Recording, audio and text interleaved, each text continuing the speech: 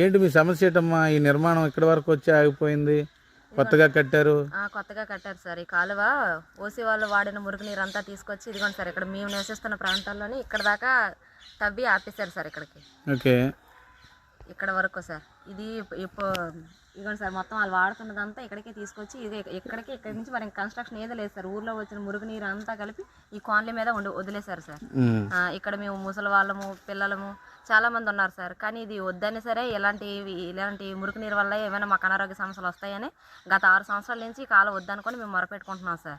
అయినా సరే వినకుండా దౌర్జన్యంగా మొన్న జరిగిన 20వ తేదీన మాకు దౌర్జన్యంగా ఒక 100 మంది వచ్చి అడ్డుకున్న ఎస్సీ ఆడపిల్లలు కూడా, ఆడవాళ్ళను కూడా చూడకుండా మాలలు వేసుకొని నిర్దాక్షిణ్యంగా మా జాకెట్లు చింపి, డ్రెస్సులు చింపి అసభ్యంగా ప్రవర్తించి దౌర్జన్యంగా సరే మమ్మల్ని కొట్టి జుత్తులై పీకి నోటితో దుర్భాషలారి మాలంజల్లారా అలాగే ఇలాగ అని చెప్పి మమ్మల్ని చిత్రవద చేసి మమ్మల్ని దౌర్జన్యంగా కొట్టి మరీ ఈ కాలువ కట్టారు సార్.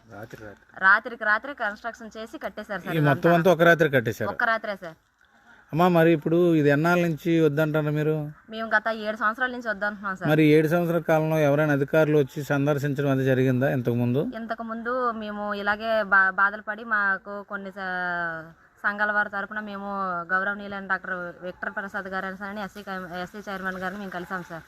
ఆయన దీనివల్ల ఆయన తొందరగా స్పందించి ఆయన ఇక్కడికి రావడం జరిగింది సార్. ఇక్కడ వచ్చి ఆ మురికి నీటిలో అంతా నడిచి మాకు తోడుగా నిలిచి గత 4 సంవత్సరాల వరకు ఆయన అన్ని ఇది చేసి పరిశీలించిన మీదట ఒక 4 సంవత్సరాల వరకు ఆపగలిగాం సార్. సరే సార్, ఇంకా ఆ ప్రభుత్వం అయిపోయి ఈ ప్రభుత్వం వచ్చిన తర్వాత ఒక ఎమ్మెల్యే అయ్యుండి కూడా మీకు న్యాయం మాకు ఎమ్మెల్యే లోకం నాగమాధవి సార్. మహిళ ఆవిడే సార్. మరి మహిళ అయ్యుండి కూడా మీరు మహిళల మీద దాడులు చేయించడం అనేది ఎంతవరకు సబబు? మేము అదే సార్, ఆవిడ ఇక్కడికి వచ్చి ఓట్లకు వచ్చినప్పుడు మీకు ఏ ఇబ్బంది లేదు, మేము చూసుకుంటాం, ఈ కాలు ఇటు పక్క రానివ్వం, మేము మీ పక్కనే ఉంటాము అని చెప్పి మాతో ఓట్లు వేయించుకొని ఇప్పుడు మమ్మల్ని ఎలాగ నాడు రోడ్డు మీద సార్. మేము ఇప్పటికి నేటికి ఈ సమస్య ఎక్కడికి వెళ్ళినా, ఏ అధికారుల దగ్గరికి వెళ్ళినా సరే మమ్మల్ని ఎవరు పట్టించుకోవట్లేదు సార్. కనీసం ఎందుకు వచ్చారని కూడా అడగట్లేదు సార్. మేము ఇచ్చిన కంప్లైంట్లు కూడా ఏవి తీసుకోలేదు సార్. పోలీస్ సిబ్బంది కానీ, ఒక ఎంఆర్ఓ కానీ, ఒక ఎంపీడీఓ కానీ ఎవరు కూడా ఏ లెటర్ పెట్టుకున్నా సరే ఎవరు స్పందించలేదు సార్. ఇప్పటికి వచ్చి కూడా ఇలా ఎవరు స్పందించట్లేదని చెప్పి మేము రిలే నిరాహార దీక్షని నేటికి 7 రోజుల నుంచి భోగపురం పోలీస్ స్టేషన్ దగ్గర కూర్చున్నాం సార్. మా తల్లి రిలే నిరాహార దీక్ష చేస్తున్నాం సార్. ఇప్పటికి నేటికి 7 రోజులు అవుతుంది సార్. పిల్లలు, ముసలి వాళ్ళు అందరూ కూడా సార్ చాలా మంది ఉన్నారండి, తిండి తెప్పలు మానేసి. కనీసం ఇప్పటికి 7 రోజులు అవుతున్నా సరే ఈ ప్రభుత్వ అధికారులు ఒక్కరు కూడా వచ్చి మీ సమస్య ఏంటి, ఎందుకు కూర్చున్నారు ఇక్కడ, ఎందుకు నిరాహార దీక్ష చేస్తున్నారు ఒక్కరు కూడా అడగలేదు సార్. ఇప్పటికొచ్చి